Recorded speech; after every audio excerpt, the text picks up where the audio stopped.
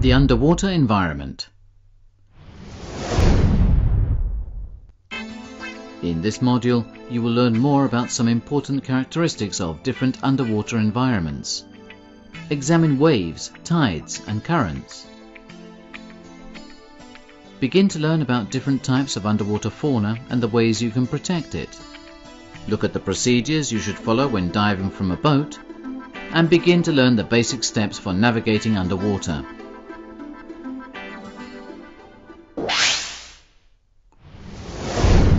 The underwater world. On this course you are learning the things you need to know so that you can explore the fantastic world hidden beneath the surface of the water. Diving can take place in diverse conditions and in various locations, each one different from another. Every dive you make will differ from the previous ones because of the location, the marine life you observe, or the conditions at the time. These varieties of environments have certain common factors that divers must examine before entering the water. One of these factors, which you already know about, is the water temperature. This can vary from over 30 degrees centigrade, 85 degrees Fahrenheit in warm tropical waters, to -2 degrees centigrade, 28 degrees Fahrenheit in the cold polar seas. Temperature does not only vary with latitude, but also with depth. In the sea, as you dive deeper, the water generally gets colder. The change in temperature can occur gradually, or it may change abruptly. This sudden change in temperature is known as a thermocline. This occurs because the layer of warm water does not mix with the colder one, and a very thin transition layer is created which separates the two.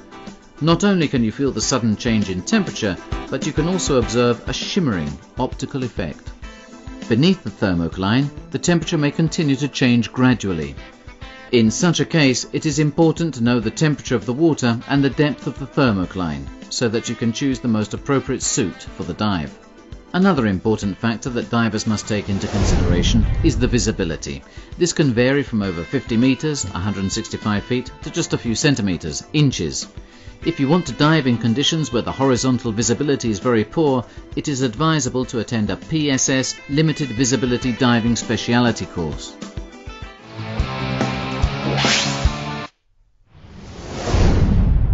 Wave movement. Waves in the sea that break along the shore are familiar sights to all of us. But what are waves? How are they formed? And how do they influence our dives? Contrary to appearances, a wave is not a mass of water that moves on the surface. In reality, a wave is only a transfer of energy. You can see a practical example of this by shaking a length of rope and observing it as it rises and falls. You get the impression that the rope is moving, but in actual fact, each part is only making one vertical oscillation and doesn't actually move horizontally. A similar situation occurs in waves at sea. But how do waves originate?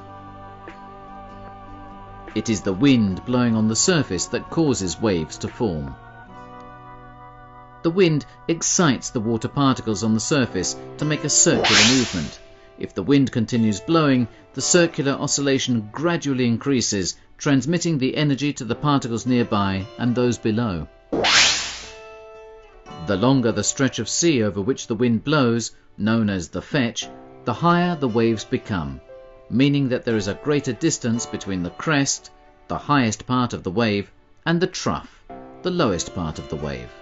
As well as the height of the wave, another parameter used to describe waves is the length, meaning the distance from one crest to the next. An important factor for divers is that the influence of the wave decreases with depth until it completely disappears at a depth equal to half the wavelength. Beneath this limit of influence, the sea is calm. The facts that we have just examined are valid for the waves out at sea. But what happens near the shore? The particles near the seabed cannot make their circular movement, and their orbit becomes flattened until the oscillating movement is parallel to the seabed. This movement is known as surge. This action slows down the bottom of the wave, and the crests get closer and higher until they become unstable and break. This creates an area of surf in which the mass of water moves, sometimes violently, towards the coast, before the undertow takes it back out again to the sea. This surf zone is dangerous for divers and should be avoided.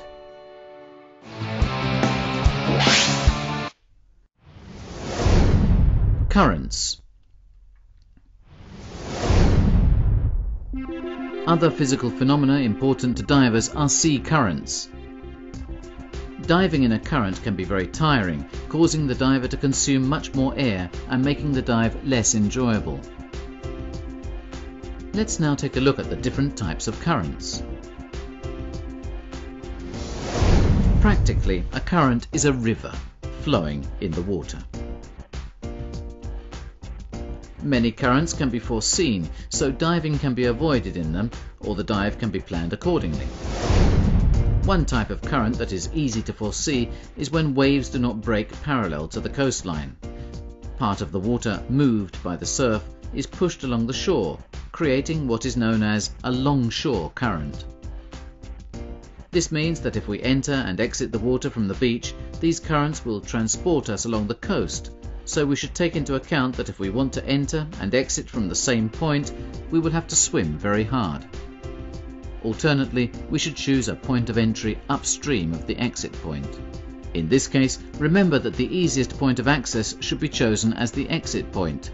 Then, when you have planned your dive route in favour of the current, you can then select an entry point upstream.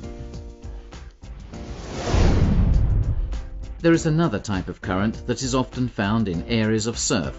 The water is pushed towards the coast, and then, in order to create an easy escape route to flow back out to sea, it digs insidious channels for the water to flow in. This creates what is known as a rip current. Don't try swimming against the current in the channel to return to the shore. By moving perpendicular to the current, you can get out of the channel to where the water is calmer.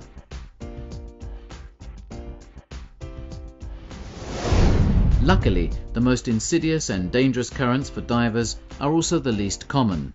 These are vertical currents that can drag the diver towards the surface, an upward current, or towards the seabed, a downward current. Generally, vertical currents occur when a current that is parallel to the surface encounters a steep wall that deviates the flow of water upward or downward. Also in this case, the best way to get out of such a current is to move perpendicular to the current and away from the wall. However, the strongest currents that divers are likely to encounter are those caused by the tides.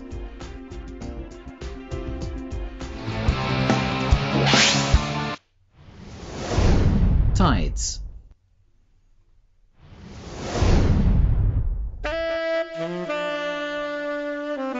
Tides are a rising and falling of the level of the sea caused by the rotation of the gravitational system, the Earth, the Moon, and the Sun.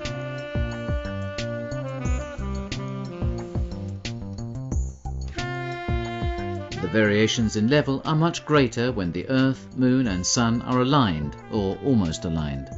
Therefore, the highest and lowest tides, spring tides, occur in the days of new and full moons.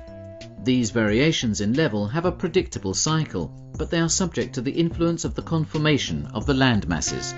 This is why you should always refer to local tide tables to find out the times and levels of the tides. It is the enormous movement of water that creates strong tidal currents and varies the level of the water. Therefore, the best time to dive is at slack water, which is the moment when the high or low tide has reached its maximum level and water movement is about to change direction. So, at slack water there is little or no current.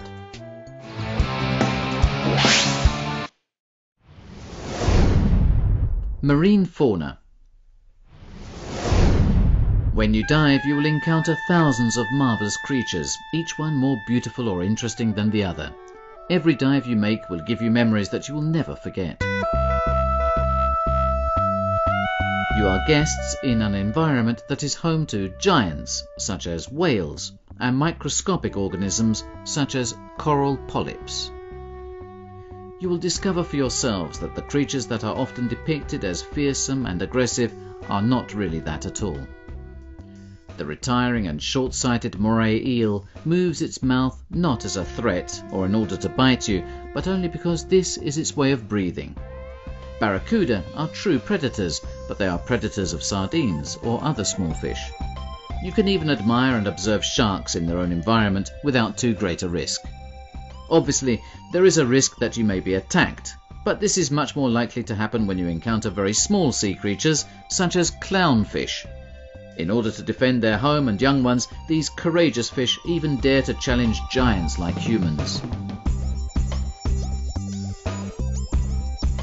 Most dangers are caused by divers behaving incorrectly. For example, if you think that hanging onto a stingray's tail might be fun, you should also consider that it has a very sharp barb at the tip of its tail. If you brush against or touch fire coral, you will immediately understand how it gets its name.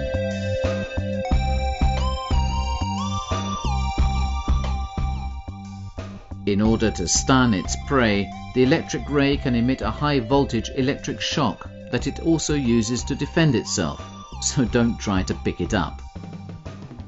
Some fish have poisonous spines to discourage predators from swallowing them. To avoid injury, always take care where you put your hands or feet and resist the temptation of touching everything you see under the water. Besides, by touching the animals you could destroy the delicate film they have that protects them from infections and parasites.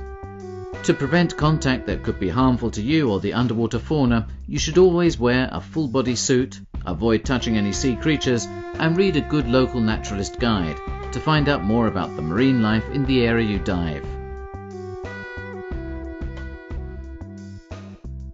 As direct benefactors of the beauty of the underwater world, it is the task of us divers to ensure that this marvellous environment is passed on to the next generations in the same or better conditions.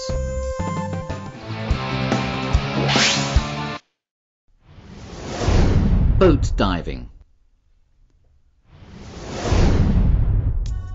Some of the best dives that you will ever make will probably be from a boat. These dives will also be probably the most comfortable.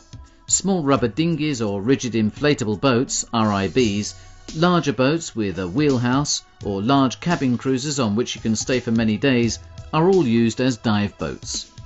However, whatever type of boat you dive from, you must always follow the instructor or skipper's instructions. If you dive from a private boat, you should leave a detailed program of your plans with someone on land or at home. This should include not only your dive plan, but also your estimated time of arrival and details about the boat you are using. If you do not return at the expected time, the person on land should contact the emergency services. Therefore, if you are delayed for any reason, don't forget to let this person know. An important point to remember is that in many countries it is obligatory to leave someone on board who is capable of operating the boat. This person should also ensure that the anchorage is secure and be able to retrieve the anchor quickly to pick up any divers who have drifted away with the current.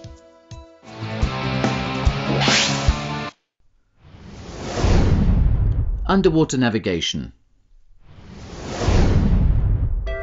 Just as boats manage to sail away and then return to where they came from, divers must also be able to follow a route underwater that will take them to and from where they want to go.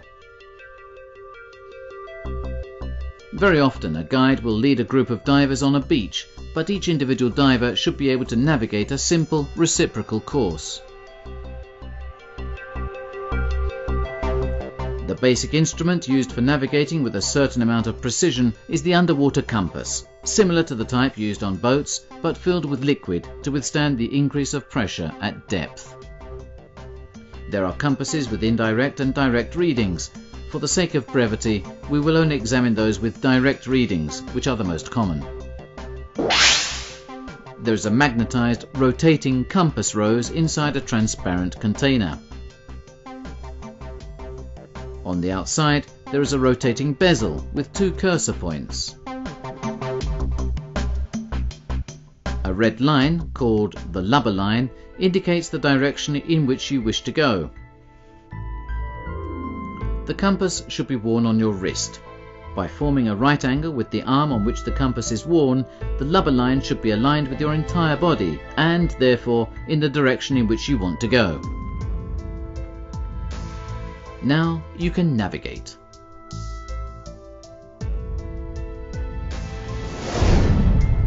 The north point marked on the compass rose will always indicate the Earth's magnetic north.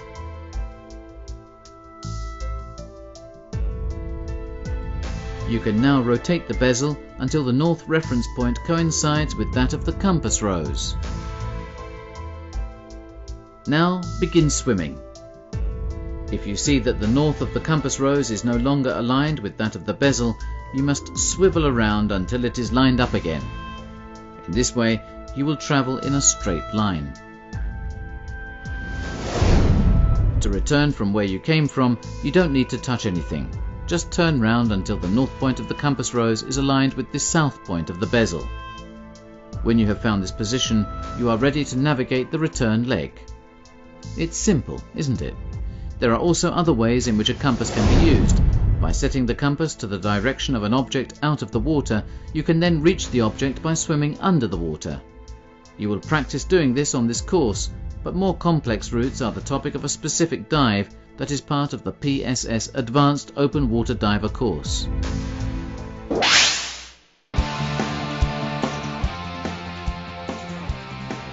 In the next module, you will discover the importance of organising a dive, examine the best way to plan a dive well, and learn how to solve some of the problems that may arise underwater. Until the next time.